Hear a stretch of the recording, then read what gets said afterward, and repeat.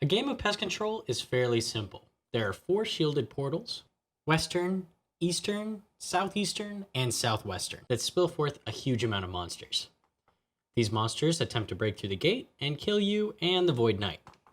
If the Void Knight is killed, you immediately lose the game and are booted out. The Void Knight will take the portal shields down one by one, slowly over time, at which point you can attack and kill them.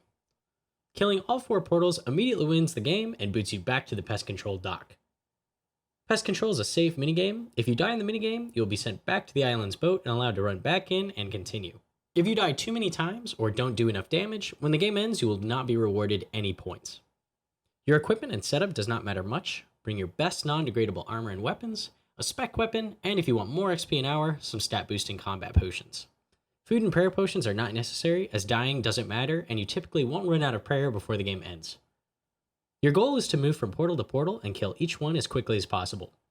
There is some downtime between portals, so you can kill monsters while you wait. Runelite will tell you which portal's shield will come down next, so you can run to the next one before the shield drops.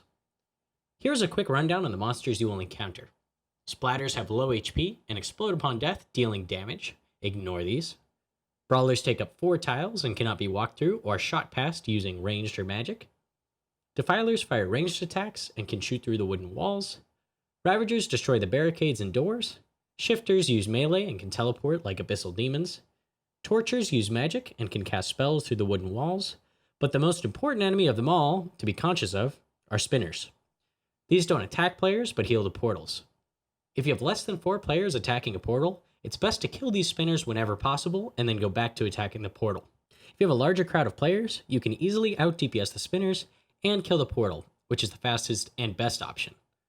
If a spinner is alive when the portal is killed, it will explode and poison surrounding players. Due to the short nature of the games, this poison damage can be ignored. Many people choose to simply AFK with auto-retaliate on in front of the Void Knight. Monsters constantly flow towards the knights, who will always be attacking something.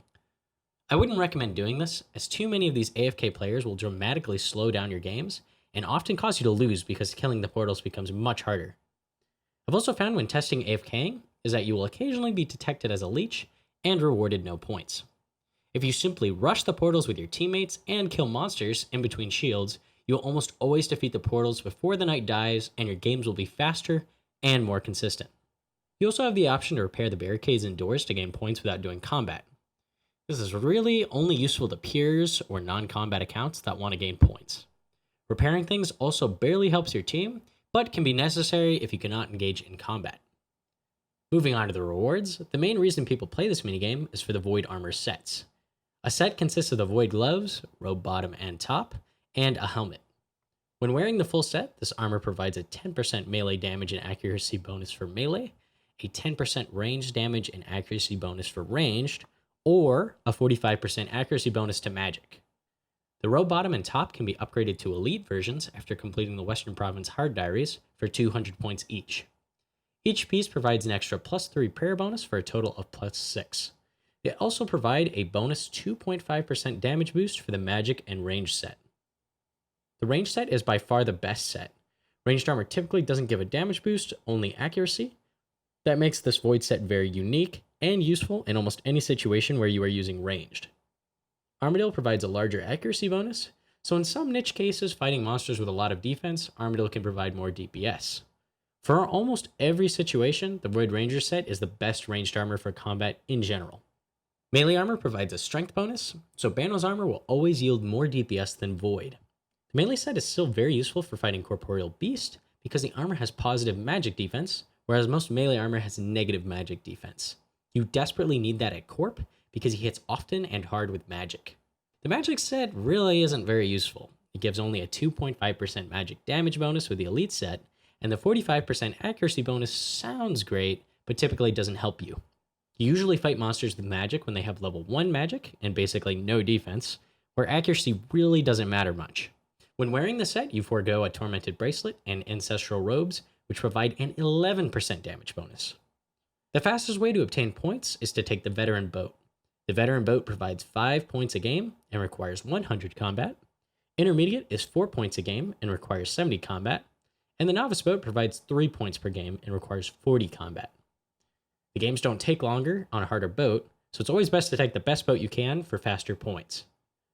If using the veteran boat, a regular set of void ranged costs 850 points. It takes about 6.5 hours to obtain. A full elite void range set costs 1250 points. It takes 9.5 hours to obtain on average.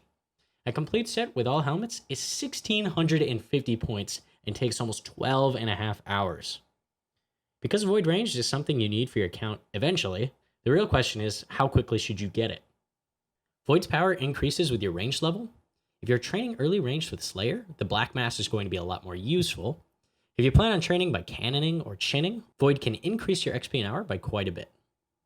At level 40 combat, if you're training melee anyway, the Novice Boat is a fairly efficient place to train. It's much worse XP an hour than something like Sand Crabs, because the monsters at Pest Control actually have defense, but you can work on obtaining Void at the same time. This Novice Boat is 40% slower than the Veteran Boat for points, but getting Void knocked out while training melee at the same time before you have access to Nightmare Zone is most efficient. The regular Void range set would take about 10 hours to obtain using just the Novice Boat. A big thank you to ZanyRS for collecting the pest control data I used for this video. You can see his Reddit post with tons of data in the description. And if you liked the video, leave a like or consider subscribing. Thanks guys!